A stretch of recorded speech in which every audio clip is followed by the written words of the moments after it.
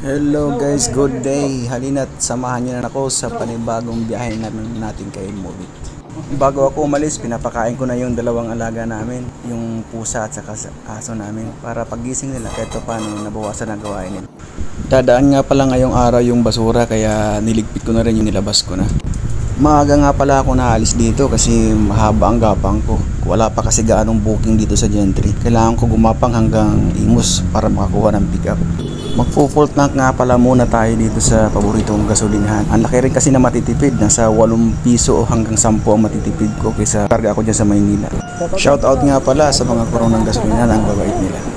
At tumuloy na nga ako sa biyahe. Ito naman ako dadaan dulo ng open canal. Na-vlog ko na to kung gusto nyo makita ng maliwanag.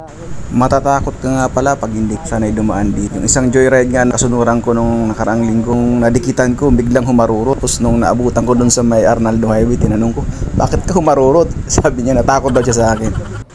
Pagkatapos ng 10 minutes, pinasukan na tayo ng first booking natin. Puntang Muntinlupa, long ride. Hindi ko na nakuha yung pag-pick up ko kay sir. Maliwanag na nung dumating kami ng Muntinlupa. Dito nga binaba ko na siya.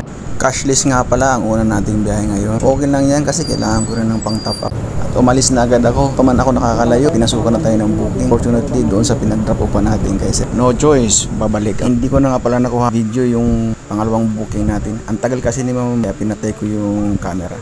Pumasok na pala yung pangatlong booking natin, semi long ride from Almansa to Parañaque. Sarado nga pala ang access papunta doon sa loob ayon dito sa maps natin, kaya nagtanong muna kung saan ako pwede umikot para makapasok.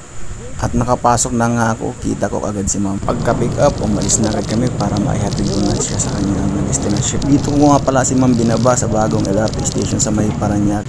Maganda nga pala ang pasok ng booking ngayon, tuloy-tuloy lang. Umabot tayo ng 20 rides sa loob ng 11 oras na biyahin. Kung umabot kayo dito sa dulo, pa-follow naman ang Facebook page ko at pa-subscribe ng YouTube ko bilang suporta. Maraming salamat.